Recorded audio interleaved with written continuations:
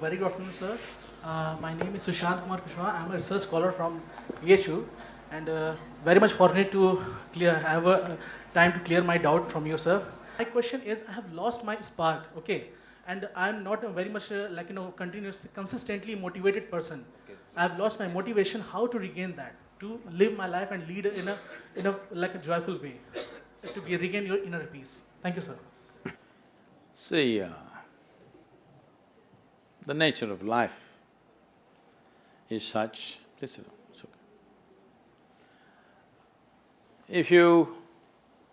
If you go outside in the garden and try to catch an ant,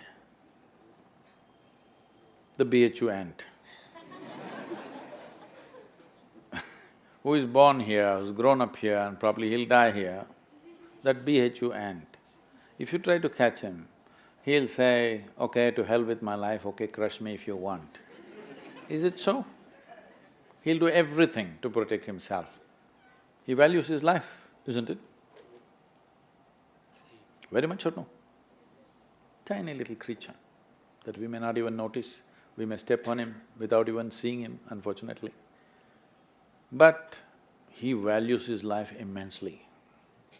Does he or no? He's got spark. But you, a human being,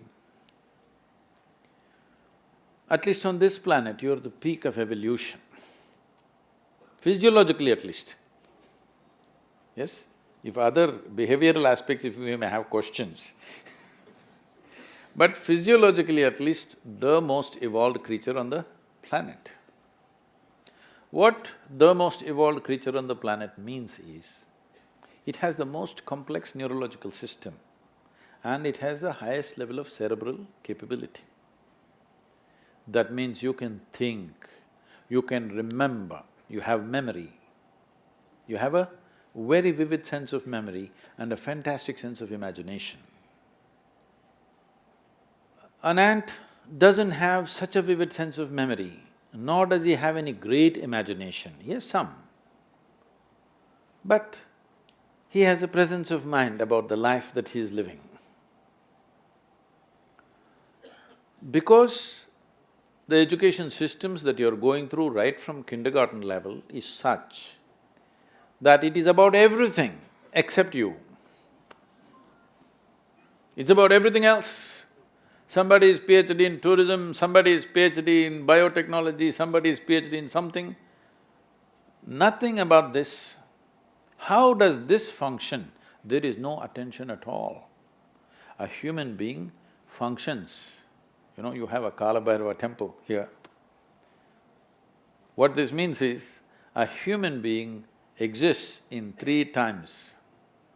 He lives because of the richness of his memory. How rich is your memory determines what you will do and what you will not do right now, isn't it so?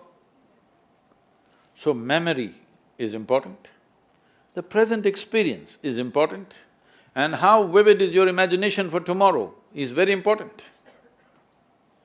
Right now the problem is, these things have all gotten mixed up because discipline of faculty has simply not come. Nothing has been taught to our children that there needs to be… Discipline means people think English kind of discipline, walking like this like idiots. Discipline of faculty is not there. Because of this, your own mind turns against you. What happened 10 years ago, you still suffer? Hello? What may happen day after tomorrow, you already suffer?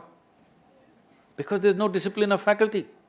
You don't know how to use your memory, you don't know how to use your imagination. Your memory makes you suffer, your imagination makes you suffer, and you think you're suffering your life. You are not suffering your life, you're only suffering the two greatest faculties of being human, vivid sense of memory and a fantastic sense of imagination, isn't it so?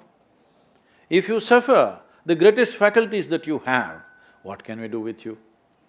If you suffer an ailment, understandable. If you suffer a disability, understandable.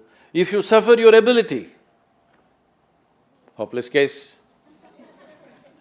Yes or no? You're suffering your capabilities. If you're suffering your disability, it's all right. You're suffering your capabilities. I must tell you this, about 4–5 months ago, I think, you might have seen it on the news, a young lady, 34-year-old lady, who was a television anchor in Hyderabad, jumped off the 5th floor window, killed herself, left a note, "Nobody is responsible for my death, my brain is my enemy." How many million years it took to get this brain to this size, and now it becomes your enemy? She articulated this, but this is true with almost 90% of the human beings. They are suffering their own intelligence, isn't it? If you take away half their brain,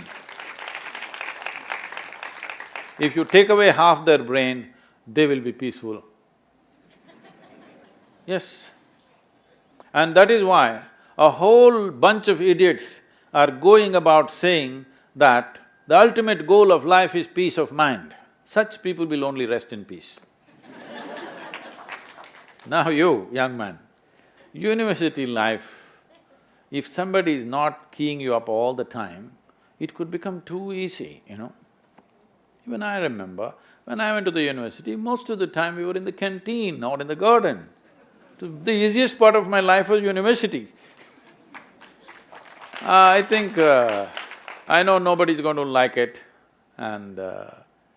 but I think this university time must be shortened unless somebody is producing something brilliant. They must be chucked out within 3 to 4 years' time, everybody. If they're doing something very focused and very intense, they must stay. Otherwise, see, this is all I'm telling all of you young people. Do whatever the hell you want in your life, but you must be intensely focused on something. If you're not investing in anything, your life, it will just go waste. Because as I told you in the very beginning, one basic ingredient of your life is time, and this is just going away. Already you're 2 hours closer to your grave since I came here. Yes or no? 2 hours closer to Manikarnika. Yes or no? Yes, you are not immortal, it's just a limited amount of time. Are you a precious life, I'm asking? Is your life precious to you? Then you must decide where you want to invest this life. If this is precious, if this is worthless, throw it somewhere. If this is precious, invest in something worthwhile, isn't it? So if you invest this in something worthwhile, not spark, you will be a flame all the time.